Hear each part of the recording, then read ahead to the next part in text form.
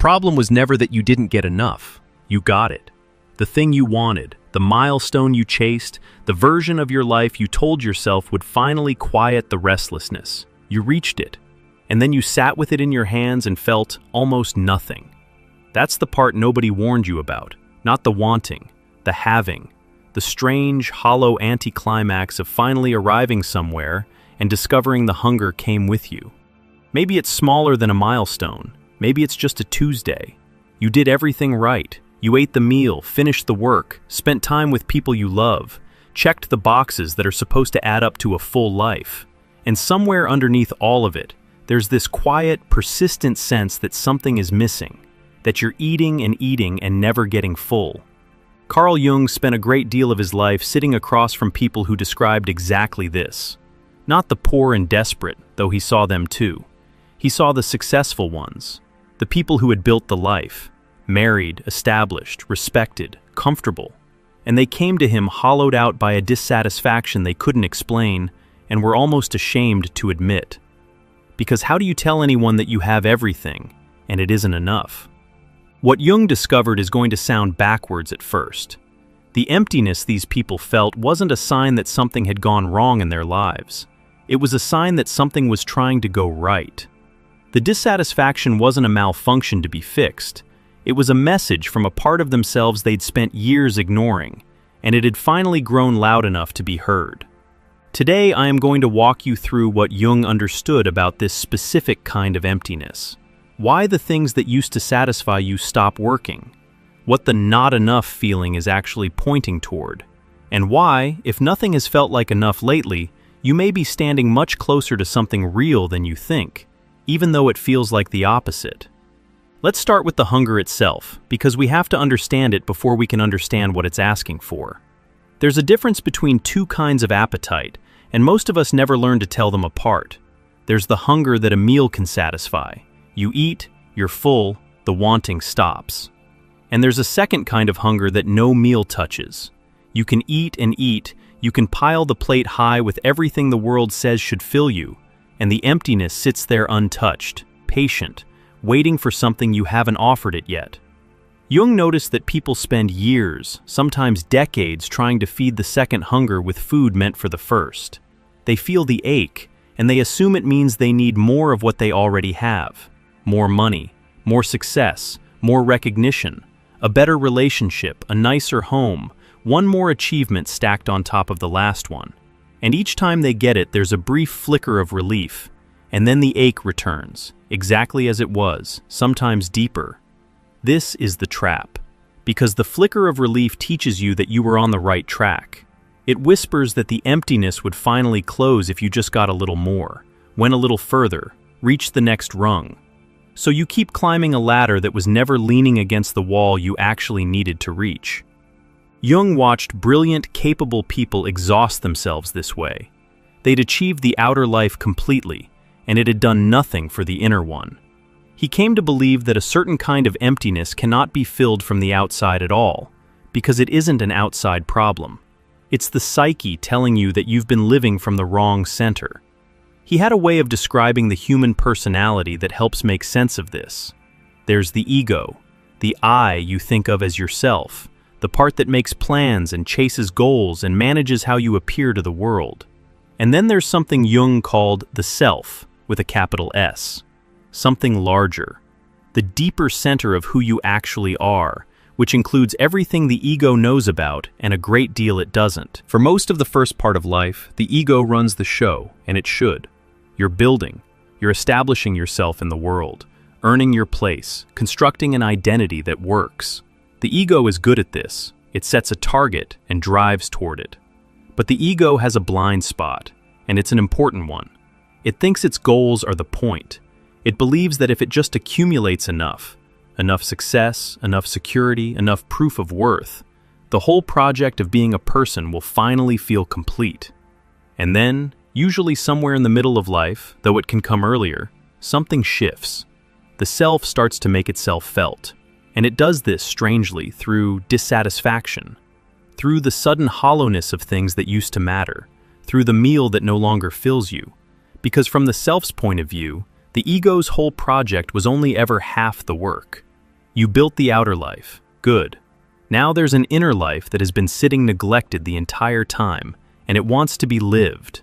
The emptiness you feel is the pressure of that neglected part pushing up into your awareness, refusing to stay buried any longer. This is why the not enough feeling so often arrives right after you get what you wanted. The ego expected fulfillment and delivered a stranger's dissatisfaction instead.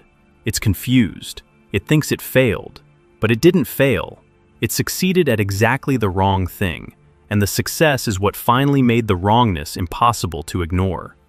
Think about someone who spent 15 years building toward a single goal. The promotion, the recognition, the number in the bank account that was supposed to mean they'd made it. They get there. There's champagne. There are congratulations. And that night, alone, they feel a flatness so complete it frightens them. Because if this doesn't do it, if the thing they organized their entire life around leaves them exactly as empty as before, then what on earth are they supposed to want now? That question, terrifying as it is the beginning of something. Jung would say it's the first honest question that person has asked in years. Everything before it was a variation on, how do I get more? This is the first time they've asked, more of what and why? Here's what makes this period so disorienting. When the old sources of satisfaction stop working, you don't immediately get new ones. There's a gap, a stretch of time where the things that used to fill you have gone flat, and nothing has arrived to replace them. And in that gap, life can feel gray in a way that's hard to describe to anyone who hasn't been in it. You go through your days and everything is technically fine, and nothing has any flavor. The activities that used to bring pleasure feel like going through motions. Conversations feel like performances. Even rest doesn't rest you. You're not depressed exactly, though it can look that way from outside. You're between. The old appetites have quieted, and the new ones haven't spoken yet. And the silence in between is one of the loneliest experiences a person can have. Most people, when they hit this gray zone, do everything they can to escape it. They chase intensity. They throw themselves into new projects, new relationships, new distractions. Anything to feel the old hit of enough, even for a moment. They mistake the emptiness for a problem that more stimulation could solve. And stimulation does mask it, briefly. But masking is not answering. And the emptiness always comes back, because it was never asking for stimulation in the first place. Jung believed this gap was sacred, though he knew that sounded absurd to someone suffering through it. He thought the flatness was the psyche clearing space. When you stop being able to feel satisfied by the old things, it's often because a deeper part of you has withdrawn its energy from them, the way sap pulls back from the branches before winter. The branch isn't dying. The tree is redirecting its life toward the roots. And the emptiness you feel on the surface is the felt experience of that energy going somewhere you can't yet see. The question is whether you can tolerate the gap long enough to find out where the energy went. Whether you can sit in the nothing feels like enough without immediately trying to numb it or fill it or explain it away. Because the answer to what you're actually hungry for tends to arrive only after you stop force-feeding yourself things that don't nourish you. And that's the harder truth underneath all of this. The emptiness isn't only telling you that the outer life fell short. It's asking you to look at something you've been avoiding. The possibility that you've been living a life shaped almost entirely by other people's definitions of enough. Consider how you learned what to want in the first place. You didn't invent it, you absorbed it. From your parents who had their own ideas about what a successful life looked like. From a culture that measures worth in output and acquisition. From every comparison you ever made to someone who seemed to have it more together than you. Somewhere along the way, you built a picture of enough out of borrowed materials, and then you spent years chasing it, never quite noticing that the picture was never yours to begin with. This is why getting it doesn't satisfy. You can't be nourished by someone else's meal. You can achieve another person's dream perfectly and still starve, because your own hunger was pointing somewhere completely different the whole time, and you never stopped long enough to ask it where. Jung called the work of sorting this out individuation, the long process of separating who you actually are from who you were shaped to be. And the emptiness, the nothing feels like enough, is very often how individuation announces itself. It's the psyche refusing to keep pretending that the borrowed life is the real one. It would rather you feel hollow and honest than full and false. If you've been sitting in that hollowness lately, going through the motions, unsure why nothing lands the way it used to, wondering if something's wrong with you for not being satisfied by a life that looks fine on paper, I want to mention something we put together for exactly this stretch of the road. It's a guide called True Self-Discovery, 24 reflection exercises built on Jung's approach to this kind of inner sorting. It's made to help you tell the difference between the hunger that's yours and the hunger you inherited, so you can stop feeding the wrong one. If that's where you are right now, the link is just below. And now let's keep going, because there's a part of this that changes everything about how you understand the emptiness. Here's the turn. Up to now, we've talked about the not enough feeling as an absence, a lack, a hollowness, something missing. But Jung came to see it differently, and this is the reframe that matters most. The emptiness is not empty. It's full of information. It is one of the most precise instruments the psyche has, and it's constantly telling you something specific if you'll learn to read it. Think about what it's actually doing. The dissatisfaction is selective. It doesn't ache equally about everything. It goes quiet around certain things and screams around others. There are moments, small ones, easy to miss, when the emptiness lifts. When you're doing something and lose track of time. When a conversation goes somewhere real. When you make something or help someone or stand somewhere beautiful, and for a stretch, you're not hungry at all. You're just there, and it's enough, and you don't even notice it's enough because you're too absorbed to keep score. Jung paid enormous attention to those moments because they're the map. The emptiness is not random. It's a contrast agent. It shows you, by way of everything that fails to fill you, the shape of the few things that do. The trouble is that we're trained to look at the failures, to obsess over why the achievement didn't satisfy, and to overlook the quiet moments when the hunger simply wasn't there. So the practice isn't to interrogate the emptiness, it's to track the fullness. When did the not enough go silent, even for an hour? What were you doing? Who were you being? Not what impressed anyone, not what advanced your position, what quietly, privately filled you when no one was watching, and there was nothing to gain from it. Those moments are the psyche pointing. They're the self saying, this, more of this. This is what you were actually hungry for the whole time you were feeding yourself everything else. And here's why it's so easy to miss. The things that genuinely fill you almost never look impressive. They don't photograph well. They don't advance the borrowed life. They tend to be quiet, useless by the world's accounting, valuable only to you. Time spent on something that will never make money. A kind of work you do badly and love anyway. A relationship that offers no advantage except the fact of the person. The moments the ego dismisses as unproductive are frequently the exact moments the self was trying to steer you toward. This is why people who have everything can feel starved. They optimize their entire life for the impressive and the advantageous, and quietly starved out everything that was merely nourishing. They fed the ego a feast and let the self go hungry for 30 years, and now the self is finally loud enough to ruin the taste of every meal. Jung watched this recognition change people, not overnight and not painlessly. But when someone finally understood that the emptiness had been a guide rather than a defect, that it had been trying to redirect them toward their own life the entire time, something shifted in how they moved through the world. They stopped fighting the dissatisfaction. They started listening to it, and listening to it is hard, because it asks for changes the ego resists. It might mean pulling energy away from something you built your whole identity on. It might mean disappointing people who were counting on you to keep chasing the version of enough they approved of.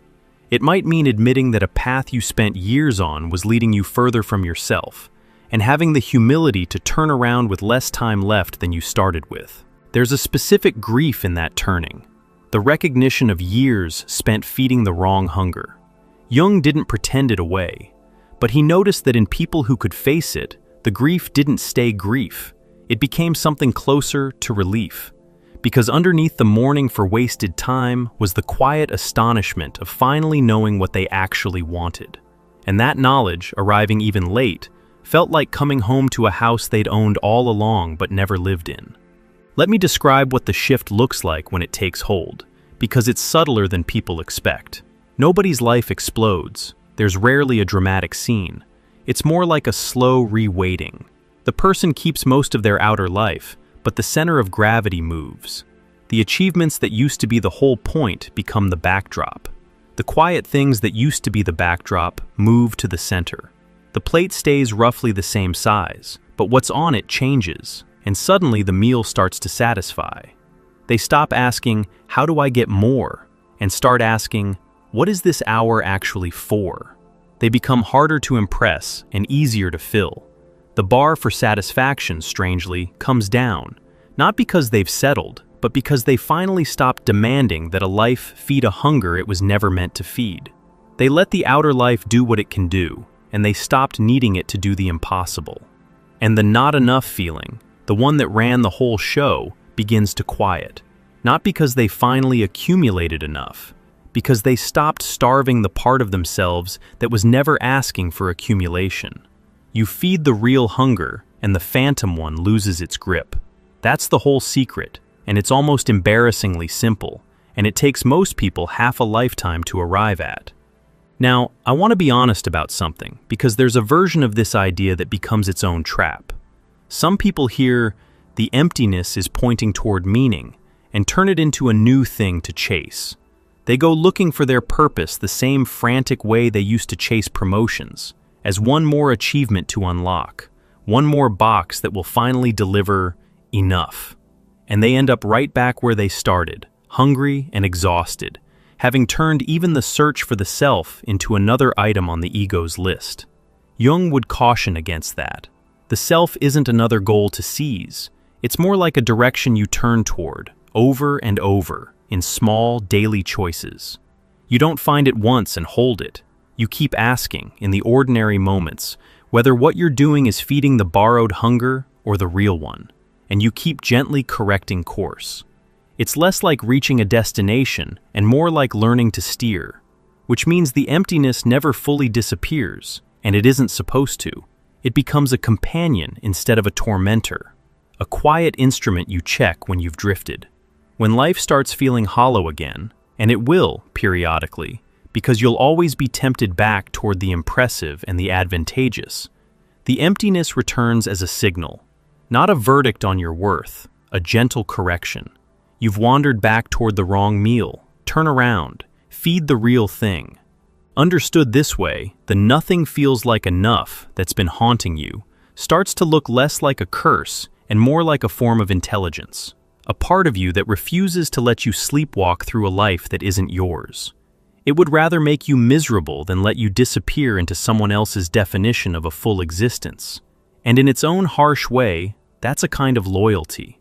Some deep part of you cares too much about your actual life to let the counterfeit one satisfy you. So if you've been feeling it lately, the flatness, the sense that you're doing everything right and getting nowhere real, the meal that won't fill you, try, just for a while, to stop treating it as a problem. Stop asking what's wrong with you for not being satisfied. Ask instead what it's pointing at. Track the moments the hunger goes quiet. Notice what you're doing when you forget to keep score. Follow the thread of your own genuine fullness back to its source, and be willing to let what you find there rearrange your priorities, even the ones you thought were untouchable. Because the emptiness has been trying to have this conversation with you for a long time. Every hollow achievement, every satisfaction that didn't satisfy, every version of enough that turned out not to be, all of it was the same message repeated until you'd hear it. That you were made for a particular life, a specific and unrepeatable one, and no amount of anyone else's life will ever fill the space it was meant to occupy. Jung spent his years convinced that this was the central task of a human being, not to acquire enough, but to become who you actually are, and to build a life that feeds that person instead of the one you were told to be. The emptiness is how the psyche keeps that task from being forgotten. It's uncomfortable precisely because it's important. It won't leave you alone because it can't afford to. And the fact that you feel it at all means something in you is still awake. Plenty of people numb it successfully for a lifetime. They keep the phantom hunger fed with just enough distraction to never have to ask the real question. If nothing has felt like enough lately, it's because some part of you refused that bargain. It would rather ache than settle. And that ache, uncomfortable as it is the most honest thing about you right now. So don't rush to fill it. Sit with it a little longer than feels comfortable. Let it show you, by way of everything that fails to satisfy, the shape of the few things that do. The hunger you've been fighting is the same hunger that will lead you home, if you stop trying to feed it someone else's meal and finally ask it what it actually wants. You're not broken for feeling that nothing is enough. You're being pointed somewhere. And the direction it's pointing is the one place you've been afraid to look, inward, toward the life that's yours, the one that's been quietly waiting underneath all the ones you were handed. It's not too late to start living it. It's rarely as late as the emptiness makes it feel. If any of this landed, if you recognized yourself in that hollowness, and you want a way to start following it back toward what's real, that's exactly what we built true self-discovery for. 24 reflection exercises rooted in Jung's work, made to help you tell your own hunger apart from the one you inherited, and to start feeding the part of you that's actually been starving. It won't hand you your purpose, nothing can, but it'll help you listen to the signal you've been trying to silence and turn toward it a little more each day. The link is right below.